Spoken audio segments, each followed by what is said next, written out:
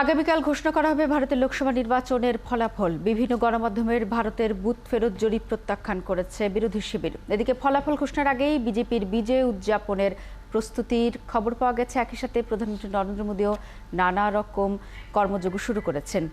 Hamas রাজি হলে গাজার যুদ্ধবিরতির প্রস্তাব মেনে নেবে ইসরায়েল, আশা যুক্তরাষ্ট্রের। ইরানের প্রেসিডেন্ট পদে আহমেদিনেজাদের মনোনয়ন দাখিল।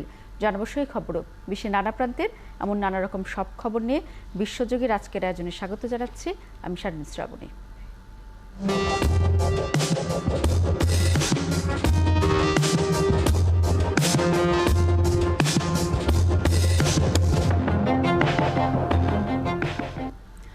ভারতের লোকসভা নির্বাচনের ফলাফল আগামীকাল ৪ জুন ঘোষণা করা হবে। দেশটিতে ১৯ এপ্রিল শুরু হয় প্রথম দফার ভোট, আর ১ জুন সপ্তম দফা দিয়ে শেষ হয়েছে বিশালে কর্মযজ্ঞ। ফলাফল ঘোষণার আগে বিজেপির বিজয় উদযাপনের প্রস্তুতির খবর পাওয়া গেছে। শেষ দফার ভোটের পরে বিভিন্ন গণমাধ্যম বুথ ফেরত জরিপ প্রকাশ করেছে। সেখানে ক্ষমতাসীন বিজেপির নেতৃত্বে এনডিএ জোটের এগিয়ে যাওয়ার আভাস দেওয়া হয়েছে। এদিকে বড় জয়ের পূর্বাভাস নিয়ে দেশটির বিভিন্ন গণমাধ্যমে যেসব বুথ ফেরত জরিপ প্রকাশ করা হয়েছে তাকে চ্যালেঞ্জ ছুড়ে দিয়েছে বিরোধী কংগ্রেস নেতৃত্বাধীন ইন্ডিয়া জোট। তারা এই জরিপকে ভুয়া ও প্রতারণামূলক বলে মন্তব্য করেছে। এসব জরিপের প্রায় প্রতিটিতে বিজেপি নেতা নরেন্দ্র মোদী তৃতীয় মেয়াদে প্রধানমন্ত্রী হবেন এবং ক্ষমতাসীন এনডিএ জোট ৩৫০টির বেশি আসন পাবে বলে পূর্বাভাস দেওয়া হয়েছে। যেমনটি বলছেন যে লোকসভা নির্বাচন ফলাফল ঘোষণা করা হবে আগামীকাল। এর আগে প্রকাশিত হয়েছে অরুণাচল প্রদেশ ও সিকিমের বিধানসভা নির্বাচনের ফল। এতে অরুণাচলে ৫০টি আসনের মধ্যে ৪৬টি আসনে জয় পেয়েছে বিজেপি। ভারতীয় গণমাধ্যম ইন্ডিয়ান এক্সপ্রেস বলছে, অরুণাচল প্রদেশে জেতার জন্য ৩১টি আসনের দরকার ছিল। বিজেপি সেই সংখ্যা পেরিয়ে গেছে, তাই তাদের নতুন করে অন্য কারোর সঙ্গে জোট করতে হবে না। অন্যদিকে সিকিমে ক্ষমতায় এসেছে সিকিম ক্রান্তিকারী মোর্চা SKM। এ নিয়ে টানা দ্বিতীয়বার ক্ষমতায় তারা। ৩২ আসনের মধ্যে ৩১টি আসন পেয়েছে দলটি। অরুণাচল প্রদেশে জয়ের পর মোদী বলেন, অরুণাচল প্রদেশের মানুষ উন্নয়নের পক্ষে রায় দিয়েছে। তার দল আরও নতুন উৎসাহ নিয়ে রাজ্যের উন্নতিতে কাজ করবে বলেও জানান তিনি। ভারতের নির্বাচনের ফলাফল ঘোষণার আগে দাপ্তরিক কাজ শুরু করে দিয়েছেন প্রধানমন্ত্রী নরেন্দ্র মোদী। রবিবার সব মিলিয়ে 7টি বৈঠক করেন মোদী নিজেই বৈঠকের বিষয়গুলো নিশ্চিত করেছেন। তিনি জানান, ঘূর্ণিঝড়ের পরে দেশের বিভিন্ন প্রান্তে যে বন্যা পরিস্থিতির সৃষ্টি হয়েছে সেই বিষয়ে পর্যালোচনার জন্য বৈঠক হয়েছে। ক্ষতিগ্রস্তদের সাহায্য করতে কী ধরনের কর্মকাণ্ড হচ্ছে তা নিয়েও বৈঠকে আলোচনা হয়। এছাড়া তৃতীয় মেয়াদে ক্ষমতায় আসার পর প্রথম ১০০ দিনে বিজেপি কী ধরনের কাজ করতে পারে বা প্রতিশ্রুতি দিতে পারে তাও পর্যালোচনা করা হয় বলে জানান নরেন্দ্র মোদী। এছাড়া তৃতীয় মেয়াদে কী ধরনের কাজ নতুন সরকার করতে পারে তা নিয়ে আলোচনা হয়েছে। ভারতের লোকসভা নির্বাচনের ফলাফল, বুথ ফেরত জরিপ, আভাস সব বিষয় নিয়ে কথা বলতে আমাদের সাথে যুক্ত হয়েছেন সিনিয়র সাংবাদিক অরূপ চন্দ। আপনাকে স্বাগত জানাচ্ছি একাত্তরে। প্রথমেই যে প্রশ্নটি রাখতে চাই যে বুথ ফেরত জরিপে বলা হচ্ছে যে মোদী এগিয়ে যাবেন, এনডিএ জোট এগিয়ে যাবে, কিন্তু সেই জরিপ আবার প্রত্যাখ্যান করেছে বিরোধী শিবির। এটিকে কিভাবে দেখছেন?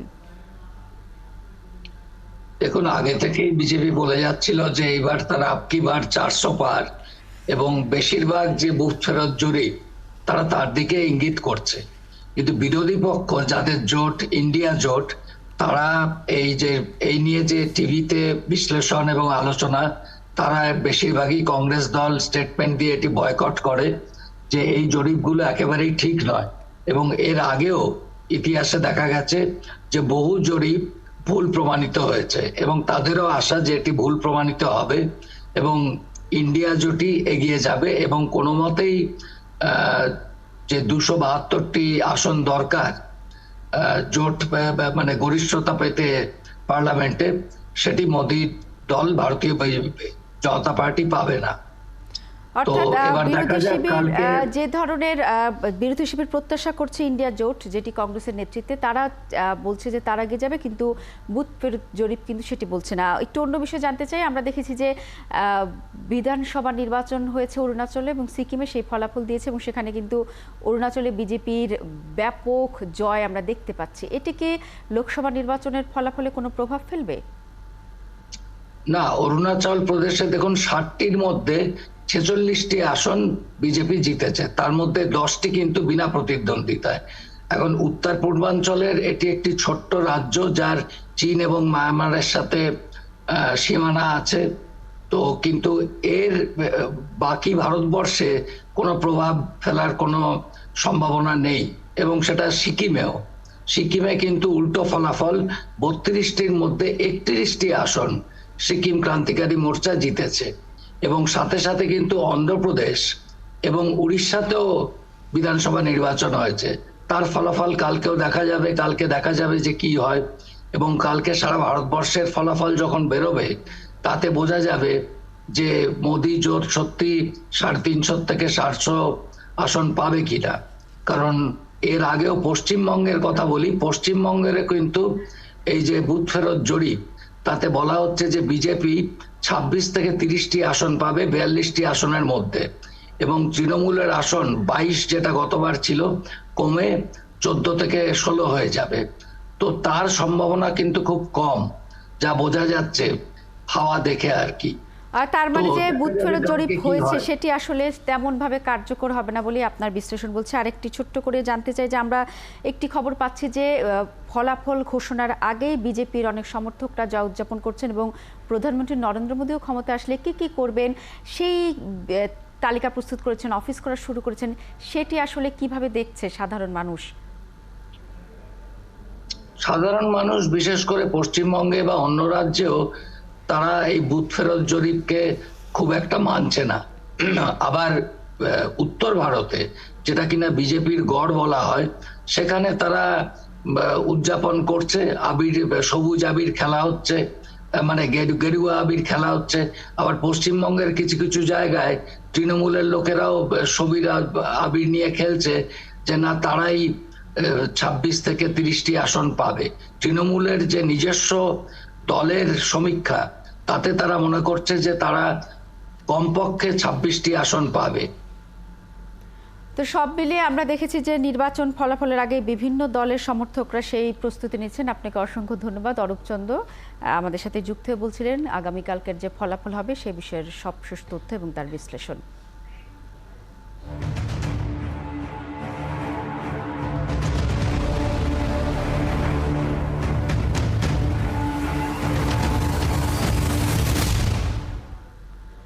গাজায় নুসিরাত ও বুরেজ শরণার্থী শিবিরে ইসরায়েলি হামলায় 10 ফিলিস্তিনি নিহত হয়েছেন। ইসরায়েলি প্রতিরক্ষামন্ত্রী ইয়াব গ্যালান্ট জানিয়েছেন, গাজায় হামাসের শাসন আর মেনে নেবে না তেল আবিব। এদিকে গাজায় যুদ্ধবিরতির প্রস্তাবে ইসরায়েল রাজি হবে বলেই আশা প্রকাশ করেছে যুক্তরাষ্ট্র। মনিরুজ্জামান বাবুর প্রতিবেদন। গাজার শরণার্থী শিবিরগুলোতে একের পর এক হামলা চালিয়ে যাচ্ছে ইসরায়েলি বাহিনী। গাজার স্বাস্থ্য কর্মকর্তারা জানিয়েছেন, বুরেজ শরণার্থী শিবিরে ইসরায়েলি হামলায় 6 ফিলিস্তিনি প্রাণ হারিয়েছেন। নিহতদের সবাই নারী ও শিশু। এছাড়া পৃথক ইসরায়েলি হামলায় নুসৈরাত শরণার্থী শিবিরে আরও 4 ফিলিস্তিনি নিহত হয়েছেন। হামলায় নিহত 6 শিশু ও নারীর লাশ দেইর আল বালাহের আল আকসা শহীদ হাসপাতালে নিয়ে যাওয়া হয়েছে। But he and many others were forced to flee from the এদিকে ইসরায়েলি প্রতিরক্ষামন্ত্রী ইয়োভ গ্যালান্ট জানিয়েছেন, গাজায় হামাসের শাসন আর মেনে নেবে না ইসরায়েল। আমরা আমাদের গুরুত্বপূর্ণ সামরিক পদক্ষেপগুলো পরিচালনা করার পাশাপাশি প্রতিরক্ষা বাহিনীর হামাসের বিকল্প শাসক খুঁজে বের করার বিষয়টি মূল্যায়ন করছি। যুক্তরাষ্ট্রের জাতীয় নিরাপত্তা পরিষদের উপদেষ্টা জন কির্বি বলেছেন, গাজায় যুদ্ধবিরতির প্রস্তাবে ইসরায়েল রাজি হবে বলে যুক্তরাষ্ট্র আশাবাদী। বাইডেনের ঘোষিত প্রস্তাবটি ছিল ইসরায়েলের প্রস্তাব। আমাদের আশা, ইসরায়েলের এই প্রস্তাবটি, যেটি হামাসের কাছে পাঠানো হয়েছে, তারা যদি রাজি হয় তাহলে হয়তো ইসরায়েলও রাজি হবে। এদিকে হামাসের মুখপাত্র ওসামা হামদান যুক্তরাষ্ট্রের প্রেসিডেন্ট জো বাইডেনের পেশ করা যুদ্ধবিরতি প্রস্তাবকে স্বাগত জানিয়েছেন। তবে তিনি বলেছেন, এখনো কোনো লিখিত নথি তারা পাননি। এর আগে গাজায় যুদ্ধবিরতির জন্য মার্কিন প্রেসিডেন্ট জো বাইডেন গত শুক্রবার একটি প্রস্তাব সামনে আনেন। বাইডেনের এই যুদ্ধবিরতি প্রস্তাবটি 6 সপ্তাহের যুদ্ধবিরতির মাধ্যমে শুরু হবে, যেখানে ইসরায়েলি প্রতিরক্ষা বাহিনী আইডিএফ গাজায় জনবহুল এলাকা থেকে সরে যাবে। Now all these families can dare to hope for is a Moniruzzaman বাবু, 71। ইরানের প্রেসিডেন্ট নির্বাচনে প্রতিদ্বন্দ্বিতা করার জন্য নিবন্ধন করলেন মাহমুদ আহমেদিনেজাদ, দেশটির রাষ্ট্রীয় টেলিভিশনে তথ্য জানিয়েছে। গণমাধ্যমের খবর অনুযায়ী রবিবার তেহরানে স্বরাষ্ট্র মন্ত্রণালয়ে মনোনয়ন দাখিল করেন ইরানের সাবেক এই কট্টরপন্থী প্রেসিডেন্ট। মনোনয়ন দাখিলের পর আহমেদিনেজাদ বলেন, প্রেসিডেন্ট নির্বাচিত হলে তিনি ইরানের সমস্যাগুলো সমাধানে মনোযোগ দেবেন। এর আগে 2017-2021 সালেও প্রতিদ্বন্দ্বিতা করতে চেয়েছিলেন তিনি, কিন্তু তাকে বাদ দেওয়া হয়েছে। গত বৃহস্পতিবার থেকে প্রেসিডেন্ট নির্বাচনের জন্য নিবন্ধন শুরু হয়। সোমবার প্রেসিডেন্ট নির্বাচনে মনোনয়ন দাখিলের শেষ দিন। নির্বাচন হবে 28 জুন।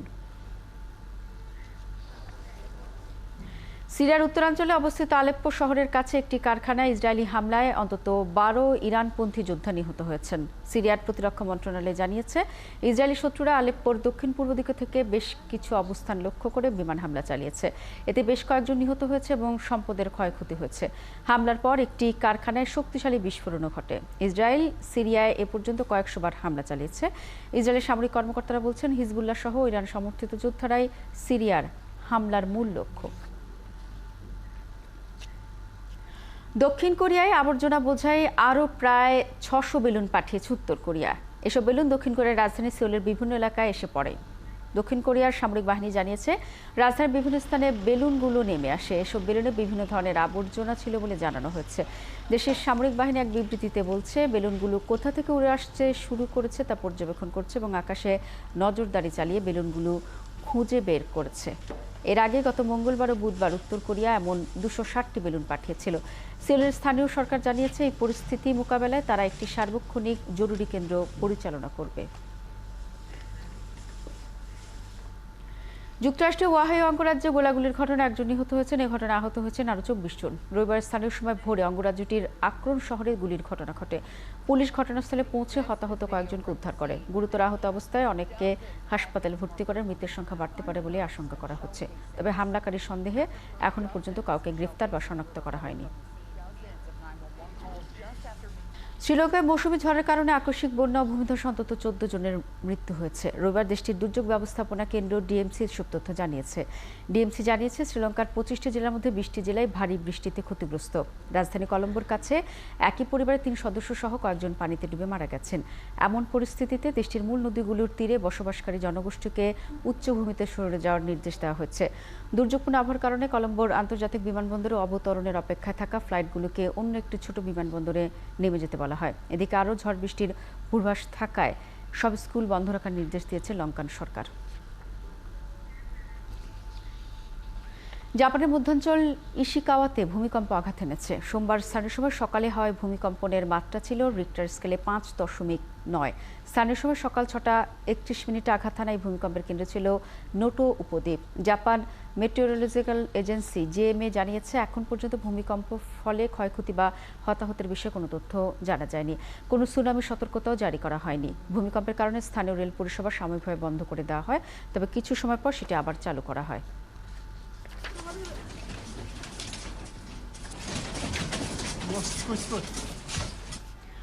চীনের মনুষ্যবিহীন একটি মহাকাশযান চাঁদের দূরবর্তী পৃষ্ঠে সফলভাবে অবতরণ করেছে বলে জানিয়েছে দেশটির মহাকাশ গবেষণা সংস্থা।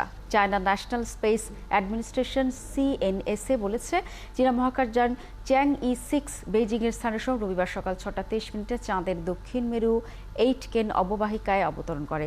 গত 3 মে মহাকাশযানটি উৎক্ষেপণ করা হয়েছিল। মিশনের উদ্দেশ্য ছিল চাঁদের এই দূরবর্তী অঞ্চল থেকে শিলা ও মাটির নমুনা সংগ্রহ করা। অঞ্চলটি থেকে এবারই প্রথম নমুনা সংগ্রহ করা হবে। চাঁদের দূরবর্তী পিঠে এটি চীনের দ্বিতীয় সফল মিশন। চাঁদের অপরদিকে এই পাশটিতে আর কোনো দেশ এখনো পৌঁছতে পারেনি।